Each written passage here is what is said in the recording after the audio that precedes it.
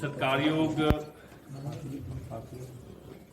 ਜਿਹੜਾ ਤੁਹਾਡੇ ਲਈ ਮੇਰੇ ਮਨ ਦੇ ਵਿੱਚ ਸ਼ਬਦ ਹੈ ਕਿ ਲੋਕਤੰਤਰ ਦੇ ਚੌਥੇ ਸਤੰਭ ਦੇ ਤੁਸੀਂ ਉਹਦੀਆਂ ਜੜ੍ਹਾਂ ਹੋ ਔਰ ਕੋਟਕਪੂਰਾ ਫਰੀਦਕੋਟ ਜੈਤੋ ਮਤਲਬ ਆਪਣੇ ਸਾਰੇ ਜ਼ਿਲ੍ਹਾ ਫਰੀਦਕੋਟ ਦੇ ਵਿੱਚ ਜਿਸ ਤਰ੍ਹਾਂ ਤੁਸੀਂ ਸਾਰੇ ਮੁੱਦੇ ਚੱਕਦੇ ਆਏ ਹੋ ਉਹਦੇ ਕਰਕੇ ਇਕੱਲਾ ਮੇਰੇ ਮਨ ਦੇ ਵਿੱਚ ਨਹੀਂ ਤੁਹਾਡੇ ਲਈ ਆਪਣੇ ਸਾਰੇ ਇਸ ਮਾਲਵੇ ਦੇ ਵਿੱਚ ਹੀ ਫਰੀਦਕੋਟ ਦੀ ਪ੍ਰੈਸ ਦਾ ਬਹੁਤ ਜ਼ਿਆਦਾ ਮਾਣ ਸਤਿਕਾਰ ਹੈ। ਸੋ ਆਪ ਸਭ ਮੇਰੇ ਨਿੱਕੇ ਜਿਹੇ ਸੱਦੇ ਤੇ ਆਪਦੇ ਬੇਸ਼ਕੀਮਤੀ ਸਮੇਂ ਦੇ ਵਿੱਚੋਂ ਸਮਾਂ ਕੱਢ ਕੇ ਇੱਥੇ ਆਏ ਹੋ, ਤੁਹਾਡਾ ਬਹੁਤ ਬਹੁਤ ਧੰਨਵਾਦ। ਦੂਜੀ ਗੱਲ ਮੈਂ ਤਾਂ ਇਹੀ ਕਹੂੰਗਾ ਕਿਉਂਕਿ ਮੈਨੂੰ ਨਿਮਾਣੇ ਨੂੰ ਮਾਣ ਬਖਸ਼ਿਆ ਹਲਕਾ ਕੋਟਕਪੂਰਾ ਤੋਂ ਤੁਸੀਂ ਸਾਰਿਆਂ ਨੇ ਤੇ ਬਹੁਤ ਵਾਰੀ ਮੇਰੇ ਮਨ ਦੇ ਵਿੱਚ ਇਹ ਗੱਲ ਆਉਂਦੀ ਹੈ ਕਿ ਇਨਹੀ ਕੀ ਕਿਰਪਾ ਤੇ ਸਜੇ ਹਮ ਹੈ ਨਹੀਂ ਮੋਹ ਸੇ ਗਰੀਬ ਕਰੋੜ ਪਰੇ। ਸੋ ਤੁਸੀਂ ਬੜਾ ਮਾਣ ਬਖਸ਼ਿਆ। 4 ਸਾਲ ਹੋ ਗਏ ਆ ਤੁਸੀਂ ਲੋਕਾਂ ਨੇ ਇਹ ਤੁਸੀਂ ਕਹਿ ਸਕਦੇ ਹੋ ਮੇਰੇ ਵੱਲੋਂ ਕਿ ਇਹ ਐਮਐਲਏ ਤੁਹਾਡਾ ਬਣਾਇਆ ਹੋਇਆ ਮੈਂ ਆਪਦੇ ਬਲ ਤੇ ਨਹੀਂ ਬਣਿਆ। ਤੁਸੀਂ ਲੋਕਾਂ ਨੇ ਕੋਟਕਪੂਰੇ ਦੇ ਹਲਕੇ ਦੇ ਲੋਕਾਂ ਨੇ ਆਪਣੇ ਸਾਰੇ ਫਰੀਦਕੋਟ ਜ਼ਿਲ੍ਹੇ ਦੇ ਲੋਕਾਂ ਨੇ ਖਾਸ ਕਰਕੇ ਜਿਹਦੇ ਚ ਪ੍ਰੈਸ ਦਾ ਬਹੁਤ ਵੱਡਾ ਯੋਗਦਾਨ ਸੀ ਮੈਨੂੰ ਤੁਸੀਂ ਪੰਜਾਬ ਦੀ ਵਿਧਾਨ ਸਭਾ ਦੇ ਵਿੱਚ ਆਪਣੀ ਨੁਮਾਇੰਦਗੀ ਕਰਨ ਲਈ ਭੇਜਿਆ। ਨੁਮਾਇੰਦਗੀ ਕਰਦਿਆਂ ਅੱਜ ਤੱਕ ਦੀ ਹਿਸਟਰੀ ਦੇ ਵਿੱਚ ਕਿਸੇ ਵੀ ਐਮਐਲਏ ਵੱਲੋਂ ਕਿਸੇ ਵੀ ਪਾਰਟੀ ਦੇ ਵੱਲੋਂ ਜਿੰਨੇ ਸਵਾਲ ਤੁਹਾਡੇ ਇਸ ਖਾਦਮ ਵੱਲੋਂ ਵਿਧਾਨ ਸਭਾ ਦੇ ਵਿੱਚ ਲਾਏ ਗਏ ਉਹ 1 ਨੰਬਰ ਤੇ ਅੱਜ ਤਾਈਂ ਕਦੇ ਵੀ 70 ਸਾਲ ਦੇ ਇਤਿਹਾਸ ਦੇ ਵਿੱਚ ਕਿਸੇ ਵੀ ਐਮਐਲਏ ਨੇ 250 ਸਵਾਲ ਨਹੀਂ ਲਾਇਆ। ਔਰ ਉਹ ਸਵਾਲ ਆਪਣੀ ਰੋਜ਼ਮर्रा ਦੀ ਜ਼ਿੰਦਗੀ ਦੇ ਨਾਲ ਸੰਬੰਧਿਤ ਸੀ, ਭਾਵੇਂ ਉਹ ਅਵਾਰਾ ਪਸ਼ੂਆਂ ਦੀ ਗੱਲ ਹੋਵੇ, ਭਾਵੇਂ ਮਹਿੰਗੀ ਬਿਜਲੀ ਦੀ ਗੱਲ ਹੋਵੇ, ਭਾਵੇਂ ਆਪਾਂ ਨੂੰ ਸੀਵਰੇਜ ਵਿੱਚ ਰਲਿਆ ਜਿਹੜਾ ਪਾਣੀ ਮਿਲਦਾ ਉਹਦੀ ਗੱਲ ਹੋਵੇ, ਸਾਨੂੰ ਜਿਹੜਾ 14 ਸਾਲ ਤੋਂ ਸਾਡੇ ਹੀਰੇ ਵਰਗੇ ਬੱਚਿਆਂ ਨੂੰ ਜਿਹੜਾ ਗਲੀਆਂ ਦੇ ਵਿੱਚ ਰੋਲਿਆ ਗਿਆ, ਚਿੱਕੜ ਦੇ ਵਿੱਚ ਰੋਲਿਆ ਗਿਆ, ਭਾਵੇਂ ਉਹਦੀ ਗੱਲ ਹੋਵੇ, ਸਾਡੇ ਫਰੀਦਕੋਟ ਮੈਡੀਕਲ ਕਾਲਜ ਦੇ ਵਿੱਚ ਕੈਂਸਰ ਪੇਸ਼ੈਂਟਸ ਦੀ ਗੱਲ ਹੋਵੇ, ਉਹਨਾਂ ਦੇ ਇਲਾਜ ਦੀ ਗੱਲ ਹੋਵੇ, ਸਾਡਾ ਸਿਵਲ ਹਸਪਤਾਲ ਦੇ ਵਿੱਚ ਹੁੰਦੀ ਲੁੱਟ ਦੀ ਭਾਵੇਂ ਗੱਲ ਹੋਵੇ, ਸਾਡੇ ਕੋਟਕਪੂਰੇ ਸਿਵਲ ਹਸਪਤਾਲ ਦੇ ਵਿੱਚ ਜਿਹੜੀ ਅਲਟਰਾਸਾਊਂਡ ਦੀ ਮਸ਼ੀਨ ਆਈ ਪਈ ਆ ਉਹਦੀ ਵਰਤੋਂ ਨਹੀਂ ਹੋ ਰਹੀ, ਭਾਵੇਂ ਉਹਦੀ ਗੱਲ ਹੋਵੇ, ਕੋਟਕਪੂਰਾ ਸਿਵਲ ਹਸਪਤਾਲ ਨੂੰ ਬਣਾਉਣ ਦੇ ਵਿੱਚ ਜਿਹੜਾ ਹੋਇਆ ਭ੍ਰਿਸ਼ਟਾਚਾਰ ਆ ਭਾਵੇਂ ਉਹਦੀ ਗੱਲ ਹੋਵੇ, ਸਾਡੇ ਮੁਲਾਜ਼ਮਾਂ ਦੀਆਂ ਜਿਹੜੇ ਮਤਲਬ ਏਰੀਆ ਦੀ ਦਿੱਤਾ ਜਾ ਰਿਹਾ ਭਾਵੇਂ ਉਹਦੀ ਗੱਲ ਹੋਵੇ, ਭਾਵੇਂ ਜਿਹੜੇ ਸਾਡੇ ਨੌਜਵਾਨ ਆ ਜਿਨ੍ਹਾਂ ਨੂੰ ਨੌਕਰੀ ਦੀ ਥਾਂ ਤੇ ਘਰ ਘਰ ਨੌਕਰੀ ਦੀ ਥਾਂ ਤੇ ਪੰਜਾਬ ਸਰਕਾਰ ਨੇ ਦਿੱਤਾ ਕੀ ਡੰਡੇ ਮਾਰੇ ਜੇਲ੍ਹਾਂ ਦਿੱਤੀਆਂ ਭਾਵੇਂ ਉਹਦੀ ਗੱਲ ਹੋਵੇ, ਸਾਡੇ ਦੁਕਾਨਦਾਰਾਂ ਨੂੰ ਜਿਸ ਤਰ੍ਹਾਂ ਨਪੀੜਿਆ ਜਾ ਰਿਹਾ ਮਹਿੰਗੀ ਬਿਜਲੀ ਦੇ ਕੇ ਨਪੀੜਿਆ ਜਾ ਰਿਹਾ ਵੱਖ-ਵੱਖ ਤਰ੍ਹਾਂ ਦੀਆਂ ਰੇਡਾਂ ਕਰਕੇ ਭਾਵੇਂ ਉਹਦੀ ਗੱਲ ਹੋਵੇ, ਸਾਡੇ ਗਰੀਬ ਬੱਚਿਆਂ ਦੀ ਭਾਵੇਂ ਐਸਸੀ ਜਿਹੜੇ ਬੱਚੇ ਆ ਉਹਨਾਂ ਦੀ ਸਕਾਲਰਸ਼ਿਪ ਦੀ ਗੱਲ ਹੋਵੇ, ਭਾਵੇਂ ਮਤਲਬ ਪੁਲਿਸ ਦੀ ਜਿਹੜੀ ਧੱਕਾਸ਼ਾਹੀ ਦੀ ਗੱਲ ਹੋਵੇ, ਸਾਡੇ ਭਾਵੇਂ ਵਾਤਾਵਰਣ ਜਿਹੜਾ ਸਾਨੂੰ ਕੈਂਸਰ ਦੇ ਰੂਪੀ ਪਾਣੀ ਮਿਲ ਰਿਹਾ ਸਾਨੂੰ ਜਿਹੜਾ ਪਾਣੀ ਦੇ ਵਿੱਚ ਸਾਡਾ ਵਾਤਾਵਰਣ ਗੰਧਲਾ ਕਰਕੇ ਸਾਨੂੰ ਭਾਵੇਂ ਉਹਦੀ ਗੱਲ ਹੋਵੇ, ਕਾਰਪੋਰੇਟਾਂ ਵੱਲੋਂ ਮਹਿੰਗੀ ਬਿਜਲੀ ਦੇਣ ਦੀ ਗੱਲ ਹੋਵੇ, ਬਾਦਲ ਕਿਆ ਵੱਲੋਂ ਚਿੱਟਾ ਵੰਡਣ ਦੀ ਗੱਲ ਹੋਵੇ, ਸਾਰੇ ਕੁਐਸਚਨ ਤੁਹਾਡੇ ਇਸ ਐਮਐਲਏ ਨੇ ਤੁਹਾਡੀ ਕਿਰਪਾ ਕਰਕੇ ਮੈਂ ਉੱਥੇ ਲਾਏ। ਬਹੁਤਿਆਂ ਦਾ ਜਵਾਬ ਮਿਲ ਗਿਆ, ਬਹੁਤਿਆਂ ਦਾ ਨਹੀਂ ਮਿਲਿਆ, ਬਹੁਤਿਆਂ ਦਾ ਗੋਲ-ਮੋਲ ਮਿਲਿਆ। ਇਹਦੀ ਜ਼ਿੰਮੇਵਾਰੀ ਸਪੀਕਰ ਸਾਹਿਬ ਤੇ ਹੈ, ਇਹਦੀ ਜ਼ਿੰਮੇਵਾਰੀ ਪੰਜਾਬ ਦੀ ਵਿਧਾਨ ਸਭਾ ਦੀ ਜਿਹੜੀ ਫੰਕਸ਼ਨ ਹੁੰਦੀ ਹੈ ਉਹਦੇ ਤੇ ਹੈ। ਅੱਜ ਮੈਂ ਤੁਹਾਨੂੰ ਇੱਥੇ ਇਸ ਲਈ ਬੁਲਾਇਆ ਕਿ ਆਮ ਤੌਰ ਤੇ ਜਿਹੜੇ ਪੋਲੀਟੀਸ਼ੀਅਨ ਹੈ ਜਿਹੜੇ ਆਪਣੇ ਲੋਕ ਨੁਮਾਇੰਦੇ ਆ ਉਹ ਮੀਡੀਆ ਨੂੰ ਆਪਦੀ ਗੱਲ ਕਹਿਣ ਵਾਸਤੇ ਮਨ ਕੀ ਬਾਤ ਕਰਨ ਵਾਸਤੇ ਬੁਲਾਉਂਦੇ ਆ, ਪਰ ਮੈਂ ਤੁਹਾਡੀ ਗੱਲ ਸੁਣਨ ਵਾਸਤੇ ਅੱਜ ਇੱਥੇ ਬੁਲਾਇਆ। ਸਮਾਂ ਭਾਵੇਂ ਥੋੜਾ ਲੱਗ ਜੂਗਾ ਤੁਹਾਡਾ, ਪਰ ਤੁਸੀਂ ਜ਼ਰੂਰ ਜਿਹੜੀਆਂ ਮੇਰੇ ਕੋਲੋਂ ਕੋਈ ਕਮੀਆਂ ਰਹਿ ਗਈਆਂ ਮੈਨੂੰ ਦੱਸੋ ਤਾਂ ਮੈਂ ਦੂਰ ਕਰਨਾ ਚਾਹੁੰਦਾ। ਮੇਰੀ ਫੰਕਸ਼ਨਿੰਗ ਦੇ ਵਿੱਚ ਕਮੀਆਂ ਰਹਿ ਗਈਆਂ ਲੋਕਾਂ ਦੀ, ਕਿਉਂਕਿ ਬਤੌਰ ਐਮਐਲਏ ਜਿਹੜੇ ਪਾਸਿਓਂ ਤੁਹਾਨੂੰ ਇਹ ਲੱਗਦਾ ਵੀ ਕੁਲਤਾਰ ਸਿੰਘ ਸੰਧਵਾ ਨੇ ਆਪਦਾ ਫਰਜ਼ ਪੂਰਾ ਨਹੀਂ ਕੀਤਾ ਉਹ ਕਿਰਪਾ ਕਰਕੇ ਮੈਨੂੰ ਦੱਸਿਆ ਜਾਵੇ ਤਾਂ ਕਿ ਮੈਂ ਉਹਨੂੰ ਠੀਕ ਕਰਾਂ। ਮੈਂ ਕੋਈ ਕਸਰ ਨਹੀਂ ਛੱਡੀ ਬਤੌਰ ਐਮਐਲਏ ਆਪਣੇ ਮੁੱਦੇ ਚੱਕਣ ਦੀ, ਮਤਲਬ ਪਰਚੇ ਤੱਕ ਦਰਜ ਚਲੋ ਉਹ ਤਾਂ ਹੋਣੇ ਆ ਜੀ, ਆਪਾਂ ਡਰਨਾ ਥੋੜੀ ਹੈ, ਲੇਕਿਨ ਕਿਤੇ ਕਿਤੇ ਜਿਹੜੇ ਸਾਡੇ ਕੁਝ ਸਾਥੀ ਆ ਉਹਨਾਂ ਨੂੰ ਇਹ ਲੱਗਦਾ ਹੁੰਦਾ ਵੀ ਅਸੀਂ ਤਾਂ ਐਮਐਲਏ ਬਣਾਉਣਾ ਸੀ ਤੇ ਹੁਣ ਸਾਡੀ ਗਲੀ ਕਿਉਂ ਨਹੀਂ ਬਣੀ। ਲੇਕਿਨ ਗਲੀ ਤਾਂ ਸਰਕਾਰ ਨੇ ਬਣਾਉਣੀ ਹੈ ਨਾ ਜੀ। ਆਪੋਜੀਸ਼ਨ ਦਾ ਕੰਮ ਤਾਂ ਉਹ ਮਤਲਬ ਰੌਲਾ ਪਾਉਣਾ ਹੁੰਦਾ, ਮੁੱਦੇ ਨੂੰ ਚੱਕਣਾ ਹੁੰਦਾ, ਉਹਨੂੰ ਆਪਾਂ ਬਾਕਾਇਦਾ ਤੁਹਾਡੇ ਆਸ਼ੀਰਵਾਦ ਦੇ ਨਾਲ ਸੁੱਤੇ ਚੱਕਦੇ ਨੇ। ਲੇਕਿਨ ਜਿੱਥੇ ਕਿਤੇ ਫਿਰ ਵੀ ਕੋਈ ਕਮੀ ਰਹੀ ਹੈ ਆਪਣੇ ਸ਼ਹਿਰ ਦੇ ਮੁਤਲਕ, ਆਪਣੇ ਇਲਾਕੇ ਦੇ ਮੁਤਲਕ, ਪੰਜਾਬ ਦੇ ਮੁਤਲਕ, ਕਿਰਪਾ ਕਰਕੇ ਮੈਨੂੰ ਦੱਸੋ। ਇਹ ਤੁਹਾਨੂੰ ਤਕਲੀਫ ਹੈ, ਇਹ ਕਿਰਪਾ ਕਰਕੇ ਦੱਸੋ। ਮੈਂ ਇਸ ਲਈ ਤੁਹਾਨੂੰ ਇੱਥੇ ਬੁਲਾਇਆ, ਕੋਈ ਮੈਂ ਆਪਦੀ ਗੱਲ ਕਹਿਣ ਲਈ ਨਹੀਂ ਬੁਲਾਇਆ, ਕਿਉਂਕਿ ਮੇਰੀ ਇਹ ਗੱਲ ਤਾਂ ਤੁਸੀਂ ਕਦੇ ਮਿਸ ਕੀਤੀ ਨਹੀਂ। ਉਹ ਮੇਰਾ ਈਮੇਲ ਵੀ ਚਲਾ ਜਾਂਦਾ, ਤੁਸੀਂ ਲਾਉਨੇ ਹੋ। ਔਰ ਮੈਂ ਇੰਨਾ ਖੁਸ਼ਕਿਸਮਤ ਹਾਂ ਸਾਡੀ ਕੋਟਕਪੂਰੇ ਦੀ, ਫਰੀਦਕੋਟ ਦੀ ਪ੍ਰੈਸ ਤੋਂ, ਜੈਤੋ ਦੀ ਪ੍ਰੈਸ ਤੋਂ, ਕਿ ਮੇਰੇ ਭਰਾ ਮੈਥੋਂ ਫੋਨ ਕਰਕੇ ਪੁੱਛਦੇ ਆ ਵੀ ਯਾਰ ਇਹ ਤੇ ਆਪਣਾ ਮਿਸ ਹੋ ਗਿਆ, ਤੁਸੀਂ ਆ ਭੇਜੋ। ਸੋ ਮੈਂ ਬਹੁਤ ਖੁਸ਼ਕਿਸਮਤ ਹਾਂ। ਸੱਚੇ ਪਾਤਸ਼ਾਹ ਇਸੇ ਤਰ੍ਹਾਂ ਹੀ ਤੁਹਾਡਾ ਆਸ਼ੀਰਵਾਦ ਮੇਰੇ ਸਿਰ ਤੇ ਬਣਾਏ ਰੱਖੇ। ਤੁਸੀਂ ਤੰਦਰੁਸਤ ਰਹੋ। ਹੁਣ ਇੱਕ ਇੱਕ ਕਰਕੇ ਕਿਰਪਾ ਕਰਕੇ, ਭਾਵੇਂ 1-1 ਮਿੰਟ ਲਓ ਜਾਂ 2-2 ਮਿੰਟ ਲਓ, ਸਮਾਂ ਤੁਹਾਡਾ, ਮੈਨੂੰ ਜ਼ਰੂਰ ਕਰੋ। ਔਰ ਮੈਂ ਇਸੇ ਆਪਣਾ ਲੈ ਲਓ, ਇਹ ਰਿਕਾਰਡ ਕਰਨਾ ਜੀ, ਉਹ ਸਾਰਾ ਨੋਟ ਕਰਨਾ। ਜਿੱਥੇ ਜਿੱਥੇ ਕੋਈ ਕਮੀ ਰਹੀ ਆਪਾਂ ਦੂਰ ਕਰ ਦਿੰਦੇ। ਥੋੜੀ ਕਾਰਗੁਜ਼ਾਰੀ ਬੜੀ ਨਿਰਾਸ਼ਾਜਨਕ ਰਹੀ ਹੈ ਸਥਾਨਕ ਸਰਕਾਰਾਂ ਦੀ। ਦੇਖੋ ਜੀ, ਅਸੀਂ ਤਾਂ ਆਪਦਾ ਕੰਮ ਕੀਤਾ। ਅਸੀਂ ਲੋਕਾਂ ਨੂੰ ਦੱਸਿਆ ਕਿ ਪਿਛਲੇ ਜਿਹੜੇ 14 ਸਾਲਾਂ ਤੋਂ ਸਾਡੇ ਬੱਚਿਆਂ ਨੂੰ ਰੋਲਿਆ ਗਿਆ, ਚਿੱਟੇ ਦਾ ਕੰਮ ਉੱਥੇ ਰਿਹਾ, ਪੈਨਸ਼ਨਾਂ ਇਹਨਾਂ ਨੇ ਲਾਰਾ ਲਾ ਕੇ 2500 ਦਾ ਨਹੀਂ ਦਿੱਤੀਆਂ, ਗਲੀਆਂ ਸਾਡੀਆਂ ਦਾ ਬੁਰਾ ਹਾਲ ਹੈ, ਪਾਣੀ ਨਹੀਂ ਪਿਆ ਸਕੇ ਇਹ ਸਾਫ਼, ਸਾਨੂੰ ਬਿਜਲੀ ਸਾਨੂੰ ਮਹਿੰਗੀ ਦੇ ਰਹੇ ਆ। ਫਿਰ ਵੀ ਅਸੀਂ 0 ਤੋਂ 60 ਤੇ ਆ ਗਏ ਹਾਂ ਜੀ। ਇਹ ਤਾਂ ਵੇਖਣ ਦੀ ਗੱਲ ਹੈ, ਨਿਰਾਸ਼ਾਜਨਕ ਨਹੀਂ। ਹਾਂ, ਲੋਕਾਂ ਨੂੰ ਸ਼ਾਇਦ ਇਹਨਾਂ ਨੇ ਭਰਮਾ ਲਿਆ। ਮੈਂ 3 ਨੰਬਰ ਗਲੀ 'ਚ ਗਿਆ ਜੀ, ਮੋਗਾ ਰੋਡ ਤੇ, ਉੱਥੇ ਸਿੱਟੀਆਂ ਪਈਆਂ ਜੀ ਇੰਟਰਲੌਕ ਟਾਈਲਾਂ, ਕਹਿੰਦੇ 6 ਮਹੀਨੇ ਹੋ ਗਏ ਆਹੀ ਜੇ ਇਹਨਾਂ ਕਾ ਦਿਖਾ ਕੇ ਵੋਟਾਂ ਲੈ ਗਏ। ਉਹ ਪਤਾ ਨਹੀਂ ਲਾਉਣਗੇ ਕਿ ਨਹੀਂ ਲਾਉਣਗੇ। ਮੈਂ ਲੋਕਾਂ ਨੂੰ ਕਹਿੰਦਾ ਹੁਣ ਜਿੱਥੇ ਜਿੱਥੇ ਇੰਟਰਲੌਕ ਟਾਈਲਾਂ ਆ ਗਈਆਂ ਉਹ ਚੱਕਣ ਨਾ ਰਿਹਾ ਜੀ ਉਹਨਾਂ ਨੂੰ। ਜੇ ਚੱਕਣ ਲੱਗੇ ਮੈਨੂੰ ਬੁਲਾ ਲਿਓ, ਮੈਂ ਆਊਂਗਾ ਨਾਲ, ਆਪਾਂ ਲਵਾਉਣੀ ਹੈ ਉਹ। ਸੋ ਮੈਂ ਕੋਟਕਪੂਰੇ ਚੋਂ ਜਿਹੜਾ ਮੈਂ ਆਪਦੀ ਗੱਲ ਪਹੁੰਚਾਉਣ 'ਚ ਕਾਮਯਾਬ ਹੈ ਜੀ। ਹੁਣ ਇਹ ਤਾਂ ਸਾਡੇ ਲੋਕਾਂ ਤੇ ਹੈ। ਜਦੋਂ ਉਹਨਾਂ ਨੂੰ ਲੱਗਦਾ ਸੀ ਵੀ ਸ਼ਾਇਦ ਕਾਂਗਰਸ ਇਸ 6 ਮਹੀਨਿਆਂ 'ਚ ਵੀ ਕੰਮ ਕਰਦੇ, ਜੇ ਕਰਦੇ ਤਾਂ ਚੰਗੀ ਗੱਲ ਹੈ, ਮੈਂ ਨਾਲ ਹਾਂ ਜੀ ਉਹਨਾਂ ਦੇ। ਇੱਕ ਮੁੱਦਾ ਸੀਗਾ ਜੀ, ਜਦੋਂ ਤੁਸੀਂ ਬਾਬਾ ਜੀਵਨ ਸਿੰਘ ਨਗਰ ਤੇ ਪ੍ਰੇਮ ਨਗਰ ਦੇ ਵਿੱਚ ਤੁਸੀਂ ਧਰਨਾ ਲਾਇਆ ਸੀ ਪਾਣੀ ਦੇ ਸੰਬੰਧ ਦੇ ਵਿੱਚ।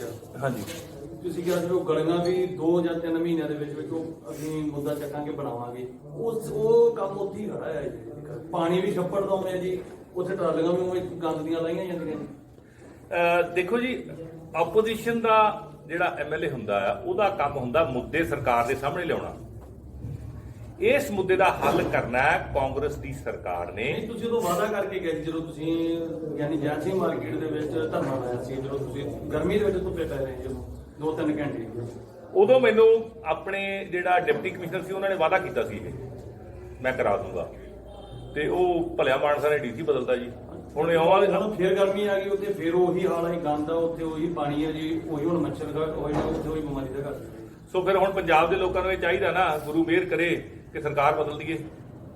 ਜਿਹੜੀ ਸਰਕਾਰ ਕੰਮ ਨਹੀਂ ਕਰਦੀ ਉਹ ਬਦਲ ਕੇ ਕੰਮ ਕਰਨ ਵਾਲੀ ਸਰਕਾਰ ਬਣਾ ਲਈਏ। ਉਹਨਾਂ ਨਾਲ ਹੁਣ ਤੁਸੀਂ ਆਪਾਂ ਵੋਟਾਂ ਲੈਣੀਆਂ, ਤੁਸੀਂ ਉੱਥੇ ਉਹ ਕੰਮ ਸਟਾਰਟਿੰਗ ਕਰਵਾਓ, ਜੋਰ ਲਾ ਕੇ ਥੋੜਾ ਜਿਹਾ। ਇਹਨਾਂ ਦੀ ਗੱਲ ਠੀਕ ਆ। ਹੁਣ ਤੁਸੀਂ ਗੁਰੂ ਅੱਗੇ ਅਰਦਾਸ ਕਰੋ, ਭਗਵਾਨ ਅੱਗੇ ਅਰਦਾਸ ਕਰੋ ਵੀ ਕੰਮ ਕਰਵਾਉਣ ਦੀ ਜ਼ਿੰਮੇਵਾਰੀ ਮੈਨੂੰ ਮਿਲ ਜੇ। ਉਹ ਮਿਲੂਗੀ ਉਦੋਂ ਜਦੋਂ ਸਰਕਾਰ ਬਣੀ। ਹੁਣ ਤਾਂ ਮੁੱਦੇ ਚੱਕਣ ਦੀ ਜ਼ਿੰਮੇਵਾਰੀ ਹੈ। ਵਿਧਾਇਕ ਜੀ, ਇੱਕ ਸਵਾਲ ਹੈ ਮੇਰਾ ਜੀ। ਤੁਸੀਂ ਲਗਭਗ 4.25 ਸਾਲ ਦੀ ਵਿਧਾਇਕੀ ਕਰ ਚੁੱਕੇ ਹੋ ਜੀ। 4.25 ਸਾਲਾਂ ਦੇ ਵਿੱਚ ਆਪਣੀ ਹਲਕੇ ਦੀ ਕੋਈ ਇੱਕ ਕੰਮ ਦੱਸ ਦਿਓ ਵੀ ਜਿਹੜਾ ਤੁਸੀਂ ਹੁਣ ਤੱਕ ਹੱਲ ਕਰਵਾਇਆ। ਇੱਕ ਮੇਰਾ ਸਵਾਲ ਇਹ ਹੈ, ਜਿੱਥੋਂ ਤੱਕ ਤੁਸੀਂ ਇਹ ਗੱਲ ਕਹਿੰਦੇ ਹੋ ਵੀ ਲੋਕਾਂ ਦੀ ਗੱਲ, ਲੋਕਾਂ ਦੇ ਕੋਲ ਇੱਕ ਵੋਟ ਪਰਚੀ ਸਿਸਟਮ ਹੈ ਜੋ 5 ਸਾਲ ਬਾਅਦ ਉਹਨਾਂ ਨੇ ਯੂਜ਼ ਕਰਨਾ। ਉਹਨਾਂ ਨੇ ਵੋਟ ਪਾ ਕੇ ਤੁਹਾਨੂੰ ਜਿਤਾਤਾ। ਹੁਣ ਇਸ ਗੱਲ ਦਾ ਲੋਕਾਂ ਨਾਲ ਕੋਈ ਭਾਵ ਨਹੀਂ ਹੈ ਵੀ ਸਟੇਟ ਦੇ ਸਰਕਾਰ ਕਿਹਦੀ ਹੈ, ਸੈਂਟਰ 'ਚ ਸਰਕਾਰ ਕਿਹਦੀ ਹੈ। ਉਹਨਾਂ ਨੂੰ ਤਾਂ ਇਹ ਲੱਗਦਾ ਵੀ ਇਹ ਸਾਡਾ ਨੁਮਾਇੰਦਾ ਹੈ ਤੇ ਸਾਨੂੰ ਇਹ ਧਾਰ ਦੂਗਾ। ਠੀਕ ਹੈ, ਇਹ ਜਿਹੜੀਆਂ ਗੱਲਾਂ ਇੱਕ ਸਿਆਸੀ ਗੱਲਾਂ ਹੁੰਦੀਆਂ ਵੀ ਸਰਕਾਰ ਨਹੀਂ ਹੈ, ਮੈਂ ਆਪੋਜੀਸ਼ਨ ਦਾ ਹਾਂ। ਬਹੁਤ ਸਾਰੀਆਂ ਉਦਾਹਰਨਾਂ ਅਸੀਂ ਦੇ ਸਕਦੇ ਹਾਂ ਜਿਹੜੀ ਆਪੋਜੀਸ਼ਨ 'ਚ ਰਹਿ ਕੇ ਹੀ ਜਿਹੜੇ MLA ਨੇ ਹੱਲ ਕਰਾਈਆਂ ਕਿ ਨਹੀਂ। ਮੈਨੂੰ ਜਿੱਥੋਂ ਤੱਕ ਯਾਦ ਹੈ, ਬਹੁਤ ਪੁਰਾਣੀ ਗੱਲ ਹੈ, ਇੱਕ ਆਪਣਾ ਗੁਰਦਾਸਪੁਰ ਤੋਂ OP ਸੋਨੀ ਜਿਹੜੇ MLA ਰਹੇ, ਇੱਕ ਉਹਨਾਂ ਨੇ ਕਿਸੇ ਸੀਵਰੇਜ ਦੇ ਮਸਲੇ ਤੇ ਹੀ ਇਸ ਤਰ੍ਹਾਂ ਹੀ ਇੱਕ ਅਨਸ਼ਨ ਕੀਤਾ ਸੀਗਾ, ਤੇ ਉਦੋਂ ਆਪੋਜੀਸ਼ਨ ਦੀ ਸਰਕਾਰ ਸੀ, ਸਰਕਾਰ ਨੂੰ ਝੁਕਣਾ ਪਿਆ ਸੀ, ਉਹ ਮਸਲਾ ਹੱਲ ਵੀ ਹੋਇਆ ਸੀ। ਹੁਣ ਜਿਹੜੀ ਗੱਲ ਤੁਸੀਂ ਉਹਨਾਂ ਨੇ ਸਵਾਲ ਕੀਤਾ ਵੀ ਤੁਸੀਂ ਉਦੋਂ ਮਸਲੇ 'ਚ ਗਏ ਸੀਗੇ, ਕੋਈ ਹੱਲ ਨਹੀਂ ਕੀਤਾ, ਇਹ ਗੱਲਾਂ ਇਹ ਨਹੀਂ ਹੁੰਦੀਆਂ ਵੀ ਸਟੇਟ ਗੌਰਮੈਂਟ ਤੱਕ ਦੀਆਂ। ਇੱਕ MLA ਇੱਕ ਵੋਟ ਹੈ। ਜਦੋਂ ਲੋਕਲ ਨਗਰ ਕੌਂਸਲ 10 ਸਾਲ ਬਾਅਦ ਦਿੱਲੀ ਦੇ ਬਜਟ ਨੂੰ 9000 ਕਰੋੜ ਦਾ ਘਾਟਾ ਪੂਰਾ ਕੀਤਾ। 65,000 ਕਰੋੜ ਦਾ ਅੱਜ ਬਜਟ ਹੈ। 30,000 ਕਰੋੜ ਤੋਂ ਫੜਿਆ ਸੀ ਉਹਨਾਂ ਨੇ, 35,000 ਕਰੋੜ ਹੋਰ ਉੱਤੇ ਪਾਇਆ ਉਹਦੇ। 45,000 ਕਰੋੜ ਮਤਲਬ ਉਹਦੇ 100 ਗੁਣਾ ਦੁੱਗਣਾ ਕਰਤਾ ਗਿਆ। ਉਹ ਸਿਰਫ ਇਸ ਕਰਕੇ ਕਿਉਂਕਿ ਜਦੋਂ ਤੁਸੀਂ ਸ਼ਰਾਬ ਦਾ ਕੰਮ ਕਰਦੇ ਹੋ, ਜਿਹੜੇ ਕਾਰੋਬਾਰੀ ਹੈ ਸ਼ਰਾਬ ਦੇ ਜਾਂ ਮੰਤਰੀ ਹੈ, ਉਹਨਾਂ ਨੂੰ ਕਮਾਈ ਜਾਂਦੀ ਹੈ, ਸਰਕਾਰੀ ਖਜ਼ਾਨੇ 'ਚ ਨਹੀਂ ਜਾਂਦੀ।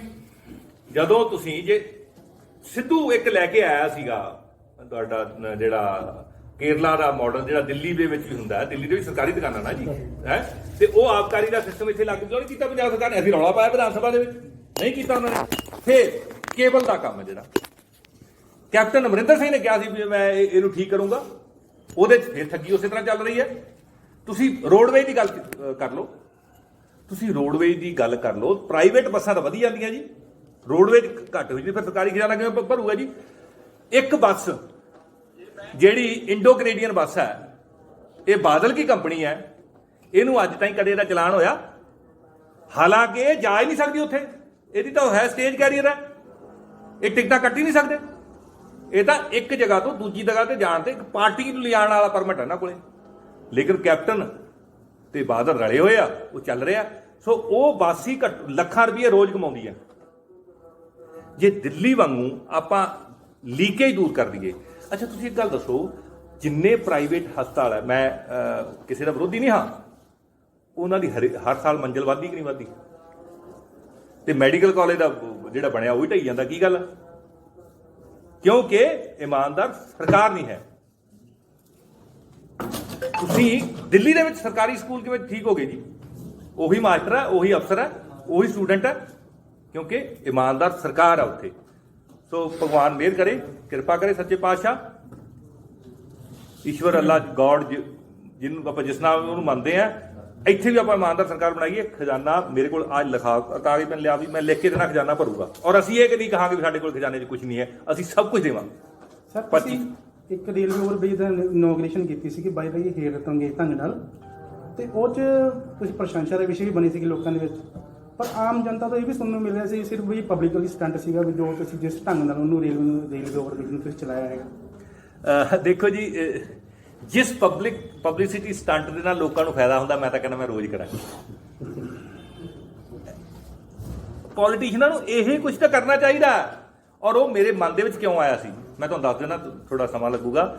ਮੈਂ ਇੱਕ ਦਿਨ ਇੰਦਰਾ ਕਲੋਨੀ ਵਿੱਚ ਦੀ ਲੰਘਦਾ ਸੀ, ਬਾਈਪਾਸ ਤੋਂ ਜਾਂਦੇ ਸੀ ਨਾ ਆਪਾਂ, ਮੇਰੇ ਅੱਗੇ ਇੱਕ ਰੇੜੇ ਵਾਲਾ ਸੀ ਜਾ ਰਿਹਾ, ਰੇੜੇ ਵਾਲੇ ਦੇ ਉੱਤੇ ਬੋਰੀਆਂ ਲੱਦੀਆਂ ਸੀ, ਉਹ ਟੋਏ 'ਚ ਡਿੱਗ ਪਿਆ, ਉਹਦਾ ਇੱਕ ਟਾਇਰ ਟੇਢਾ ਹੋ ਗਿਆ ਤੇ ਬੋਰੀ ਉਹਦੀ ਵਿਚਾਰੀ ਥੱਲੇ ਡਿੱਗ ਗਈ। ਮੈਂ ਉੱਤਰ ਕੇ ਉਹ ਚਕਾ ਕੇ ਉੱਤੇ ਰੱਖੀ ਤੇ ਮੈਂ ਵੇਖਿਆ ਉਹਦਾ ਬੋਰੀ 'ਚ ਜਿਹੜਾ ਉਹਦੀ ਖਾਦ ਖੂਦ 'ਚ ਖਰਾਬ ਹੋ ਗਈ। ਮੈਂ ਗਰੀਬ ਨੇ ਜਿਹੜਾ ਕਮਾਉਣਾ ਉਹਨੂੰ ਤਾਂ ਗਿਆ। ਮੈਂ ਕਿਹਾ ਪੁਲ ਦਾ ਪਤਾ ਕਰੀਏ। ਪੁਲ ਦਾ ਪਤਾ ਲੱਗਿਆ ਵੀ ਇਹ ਤਾਂ ਜਨਵਰੀ 'ਚ ਮਤਲਬ ਚਾਲੂ ਹੋ ਗਿਆ ਸੀ, ਮਤਲਬ ਉਹਨਾਂ ਨੇ ਠੀਕ ਕਰਤਾ ਸਾਰਾ ਕੁਝ, ਆਪਰੇਸ਼ਨਲ ਕਰਨ ਵਾਸਤੇ ਕਹਿਤਾ ਸੀ। ਇਹ ਤਾਂ ਸਿਰਫ ਉਹ ਫੀਤਾ ਕੱਟਣ ਵਾਸਤੇ ਲੇਟ ਕਰੀ ਜਾਂਦੇ ਸੀ। ਸੋ ਲਾਈਟ ਹਜੇ ਵੀ ਨਹੀਂ ਚੱਲ ਰਹੀ ਹੈ। ਹਾਂਜੀ, ਲਾਈਟ ਹਜੇ ਵੀ ਚੱਲ ਉਹ ਗੱਡੀ ਦੀ ਔਨ ਕਰ ਲਿਆ ਕਰੋ। ਗੱਡੀ ਦੀ ਤਾਂ ਆਉਣਾ ਪਰ ਉੱਤੇ ਚੱਲ ਲਾਈਟਾਂ ਦਾ ਬੇਟਾ ਇਹ ਆ, ਸਰਕਾਰ ਦਾ ਇੰਨਾ ਬੁਰਾ ਹਾਲ ਹੈ, ਸਿਰਫ ਰਾਜੇ ਦੇ ਮਹਿਲ ਦੀ ਬੱਤੀਆਂ ਚੱਲਦੀਆਂ, ਗਰੀਬਾਂ ਦੇ ਘਰਾਂ ਦੀ ਬੱਤੀ ਗੁੱਲ ਹੈ, ਉਹਨਾਂ ਤੇ ਮੀਟਰ ਵੀ ਪੱਟੇ ਗਏ ਆ। ਸੋ ਇਹ 2022 ਤੋਂ ਬਾਅਦ ਇਹ ਹੁਣ ਕਰਦੇ ਤਾਂ ਠੀਕ ਹੈ, ਆਪਾਂ ਕਰਾਂਗੇ। ਅੱਛਾ, ਇੱਕ ਐਮਐਲਏ ਸਾਹਿਬ ਜਦੋਂ ਇਹ ਰਸ਼ਪਾਲ ਸਿੰਘ ਜੀ ਉਹ ਹੁੰਦੇ ਸੀ, ਉਦੋਂ ਰਾਈਟ ਟੂ ਸਰਵਿਸ ਐਕਟ ਦੇ ਤਹਿਤ ਸੀਵਰੇਜ 24 ਘੰਟਿਆਂ ਦੇ ਅੰਦਰ ਅੰਦਰ ਸਾਫ਼ ਵੀ ਕਰ ਦਿੰਦੇ ਸੀ, ਢੱਕਣ ਵੀ ਨਵੇਂ ਲਾ ਦਿੰਦੇ ਸੀ। ਜਦੋਂ ਦੀ ਆ ਕਾਂਗਰਸ ਸਰਕਾਰ ਆਈ ਹੈ, ਮੈਂ ਦੇਖ ਰਿਹਾ ਕਿ ਰਾਈਟ ਟੂ ਸਰਵਿਸ ਐਕਟ ਹੈ ਜਿਹੜਾ, ਇਹ ਬਿਲਕੁਲ ਵੀ ਇਹਨੂੰ ਮੰਨਣ ਨੂੰ ਤਿਆਰ ਨਹੀਂ ਸੀਵਰੇਜ ਦੇ ਸੰਬੰਧ ਦੇ ਵਿੱਚ। ਇਹਦਾ ਕੀ ਕਾਰਨ ਹੈ? ਅਸੀਂ ਖੜੇ ਹੋ ਕੇ ਵਿਧਾਨ ਸਭਾ ਦੇ ਵਿੱਚ ਰੌਲਾ ਪਾਉਣ ਲੱਗ ਪਏ ਵੀ ਸਾਡੇ ਜਿਹੜੇ ਮੁਲਾਜ਼ਮ ਆ ਉਹਨਾਂ ਦੀ ਡੀਏ ਦੀ ਕਿਸ਼ਤ ਤੁਸੀਂ ਨਹੀਂ ਦੇ ਰਹੇ, ਤੁਸੀਂ 2500 ਰੁਪਏ ਪੈਨਸ਼ਨ ਨਹੀਂ ਦੇ ਰਹੇ, ਤੁਸੀਂ ਘਰ ਘਰ ਨੌਕਰੀ ਦਾ ਵਾਅਦਾ ਕੀਤਾ ਸੀ, ਤੁਸੀਂ ਉਹ ਨਹੀਂ ਕਰ ਰਹੇ, ਤੁਸੀਂ ਪੀਣ ਵਾਲਾ ਪਾਣੀ ਜਿਹੜਾ ਸਾਫ਼ ਨਹੀਂ ਦੇ ਰਹੇ, ਸੀਵਰੇਜ ਵਾਲਾ ਦੇ ਰਹੇ ਹੋ, ਬਿਜਲੀ ਤੁਸੀਂ ਕਹਿੰਦੇ ਸੀ ਅਸੀਂ ਸਸਤੀ ਕਰ ਦਿਆਂਗੇ, ਬਿਜਲੀ ਤੁਸੀਂ 10 ਰੁਪਏ ਯੂਨਿਟ ਦੇ ਰਹੇ ਹੋ। ਅਸੀਂ ਪੂਰਾ ਰੌਲਾ ਪਾਇਆ। ਕੈਪਟਨ ਅਮਰਿੰਦਰ ਸਿੰਘ ਉੱਠ ਕੇ ਕਹਿੰਦੇ ਜਿੰਨਾ ਮਰਜ਼ੀ ਰੌਲਾ ਪਾਈ ਜਾਓ, ਮੇਰੇ ਤੇ ਕੋਈ ਅਸਰ ਨਹੀਂ। ਹੁਣ ਸਾਨੂੰ ਤੁਹਾਡੇ ਸਾਥ ਦੀ ਲੋੜ ਆ, ਅਸਰ ਕਰਾਉਣਾ ਹੈ। ਇਹ ਤਾਂ ਕਰਕੇ ਹੈ ਕਿਉਂਕਿ ਇਹ ਸਰਕਾਰ ਮੋਟੀ ਚਮੜੀ ਵਾਲੀ ਸਰਕਾਰ ਹੈ, ਇਹਨੇ ਤੁਹਾਡਾ ਕੋਈ ਸਾਥ ਨਹੀਂ ਦੇਣਾ। ਇਹ ਅਸੀਂ ਜਿੰਨਾ ਸਮਾਂ ਇਸ ਵਿਧਾਨ ਸਭਾ ਦਾ ਰਹਿੰਦਾ, ਹਰ ਤਰ੍ਹਾਂ ਦਾ ਮੁੱਦੇ ਚੱਕਾਂਗੇ, ਜਿਹੜੇ ਤੁਸੀਂ ਦੱਸਦੇ ਮੁੱਦੇ ਅਸੀਂ ਨੋਟ ਵੀ ਕਰ ਲਏ। ਜਦੋਂ ਸਰ ਕੂੜੇ ਦੇ Thank you, sir. ਢੇਰਾਂ ਦੀ ਗੱਲ ਹੋਈ, ਆਖਰੀ ਸਵਾਲ ਹੈ। ਕੂੜੇ ਦੇ ਢੇਰਾਂ ਦੀ ਗੱਲ ਹੋਈ ਸੀਗੀ। ਰੋਜ਼ ਗਾਰਡਨ ਦਾ ਮਸਲਾ 26 ਸਾਲ ਪਹਿਲਾਂ ਦਾ ਮਸਲਾ। ਚਾਹ ਜੀ ਚਾਹ। ਰੋਜ਼ ਗਾਰਡਨ ਦਾ ਮਸਲਾ ਸੀਗਾ 26 ਸਾਲ ਪਹਿਲਾਂ ਦਾ ਮਸਲਾ। ਮੈਨੂੰ ਲੱਗਦਾ ਵੀ ਬਹੁਤ ਛੱਪੜ ਆਪਣੇ ਸ਼ਹਿਰ ਦੇ ਵਿੱਚ ਕੂੜੇ ਦੇ ਢੇਰਾਂ ਲਈ ਵਰਤੇ ਜਾ ਸਕਦੇ। ਦੇਖੋ, ਜਿਹੜੇ ਆਪਣੇ ਬਜ਼ੁਰਗਾਂ ਨੇ, ਆਪਣੇ ਪੂਰਵਜਾਂ ਨੇ ਜਿਹੜੀ ਪਰੰਪਰਾ ਬਣਾਈਆਂ ਸੀ, ਹਰੇਕ ਦੀ ਕੋਈ ਨਾ ਕੋਈ ਦਮ ਹੈ। ਉਦੋਂ ਆਪਾਂ ਜਿਹੜੀ ਮਿੱਟੀ ਕੱਢਦੇ ਹੁੰਦੇ ਸੀ ਨਾ ਜੀ, ਉਹਦਾ ਮਤਲਬ ਇਹ ਹੁੰਦੇ ਵੀ ਵਾਟਰ ਬੋਡੀਆਂ ਕੰਜ਼ਰਵ ਕਰਦੀਆਂ। ਆ ਜਿਹੜਾ ਹੁਣ ਆਪਣੇ ਘਰਾਂ ਦੇ ਵਿੱਚ ਪਾਣੀ ਵੜਦਾ ਨਾ, ਉਹ ਇਸ ਕਰਕੇ ਵੜਦਾ ਵੀ ਛੱਪੜਾਂ ਦੇ ਵਿੱਚ ਆਪਾਂ ਪੂਰਦੇ ਆ ਉਹ, ਠੀਕ ਹੈ ਨਾ ਜੀ। ਜਿੰਨੀ ਦੇਰ ਤੱਕ ਪਾਣੀ ਦਾ ਪ੍ਰੋਪਰ ਇੰਤਜ਼ਾਮ ਨਹੀਂ ਹੁੰਦਾ, ਆਪਾਂ ਨੂੰ ਭਰਨ ਦੀ ਗੱਲ ਨਹੀਂ ਕਰਨੀ ਚਾਹੀਦੀ। ਪਾਣੀ ਦਾ ਇੰਤਜ਼ਾਮ ਹੋਵੇ, ਉਹਨੇ ਸਫਾਈ ਰਵੇ। ਬੇਟਾ ਛੱਪੜ ਭਰਨਾ ਤਾਂ ਬਹੁਤ ਮੁਸ਼ਕਿਲ ਹੈ।